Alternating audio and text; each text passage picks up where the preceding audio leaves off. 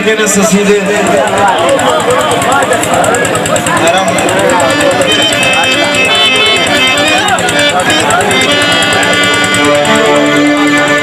बाबे ने शेर लिखे इस शकर दे लागे आखे मजा सारी जिंदगी दा जांदा रिया लड़ जख्मां उत्ते पा धूड़ा ते मिठा मिठा लूण मैनू लांदा रिया कबर विच भी नहीं सुराम कीता दे दे के उथड़ा मैनू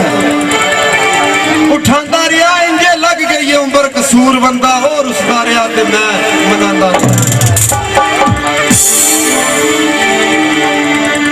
आख्या जुंदे याद आ जदों किसे पुछे नहीं दसो मर जे उत्थे सुन के जान दा की फायदा जुंदे यार दा जदों किसे पुछे नहीं दसो मर जे उत्थे सुन के जान दा की फायदा दूरू करके बाहीं खड़ियां मुंह दे वाह वेले दसो उत्थे अथरू वगाण दा भी की फायदा मुंह तू ला इला अंदरों काला स्या नाल मैयत भी जानदा की फायदा जरा दिल दी खिड़की खोल के वे साईं दो बुक मिट्टी पाउण दा उत्थे की फायदा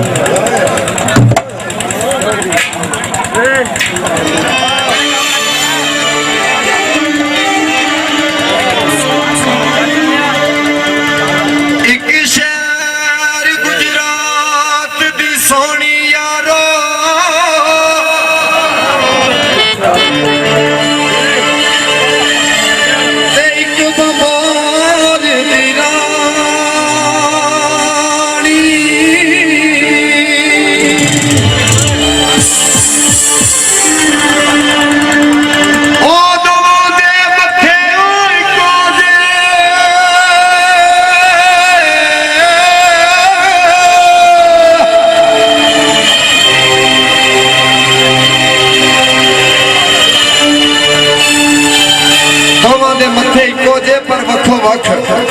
कहानी कांदरी रिंद फकीर ने सजना वेख कैसी रमज पछाणी एक पानी नू सहकदी मोई अजमत ते एक डुब मोई विच पानी पानी च डुब के मर गई सोनी ते सस्सी बेचारी गल हो सकदी है जिहदा तस्सा रह गया सस्सी दा आता बाबल ओनू लाड लडांदा सी ते दुनिया वेखण वास्ते हुंदी सी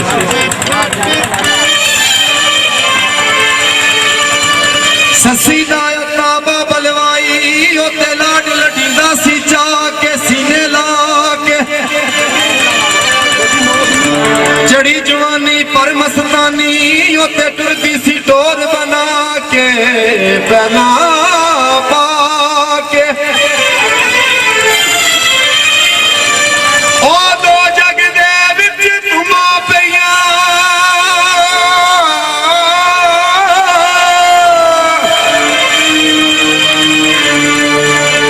दो जग दे विच धुमा पईयां लोकी वेखण आ के डेरे ला के पर कसूर बंदा गल ससी दी करिए वल वतना दे जाके ते हाल गवा के शायर ने लिखिया शिकवा आम ज़बाने दियां लबां उत्ते शिकवा आम ज़बाने दियां लबां उत्ते अगे वांग दरवेशी मलाई नहीं रही किस्सा हक मुलियाई दुनियाई वाला हुंदे किसे मुश्किल कुशा दी मुश्किल कुशाई नहीं रही नहीं मैं ना साफ गलत झगड़ा गल हक दी कदे छुपाई नहीं रही ओवा साकी सरदार ते ओवा ओदा मैं हाना फिर साडियां भांडियां च सफाई नहीं रही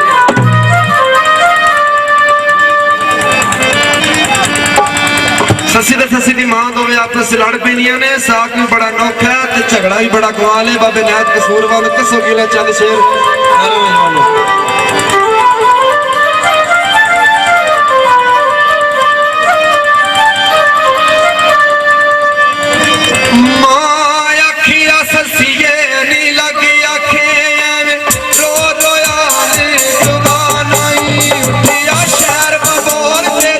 शोर सुन के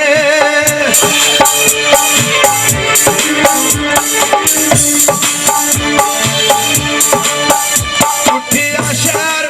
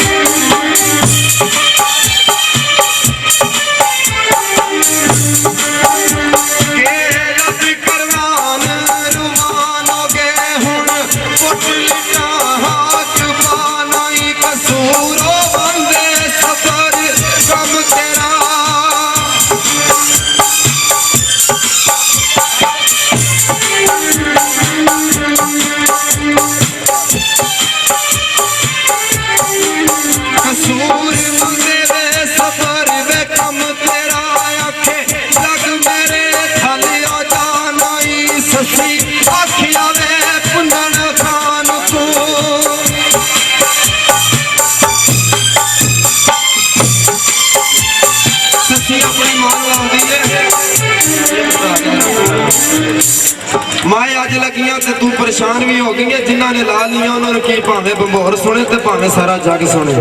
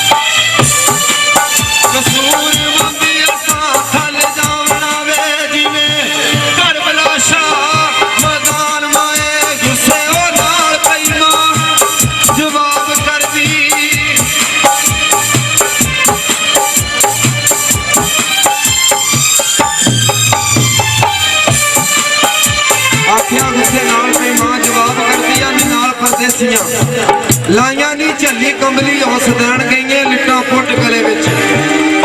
पाइया नी जड़े हौतां दा लाला नाम जीवे उत्ते करके बे परवाइया नी की न्यू परदेसी दा कसूर बंदा जांदे वतन नूं घात चलाइया।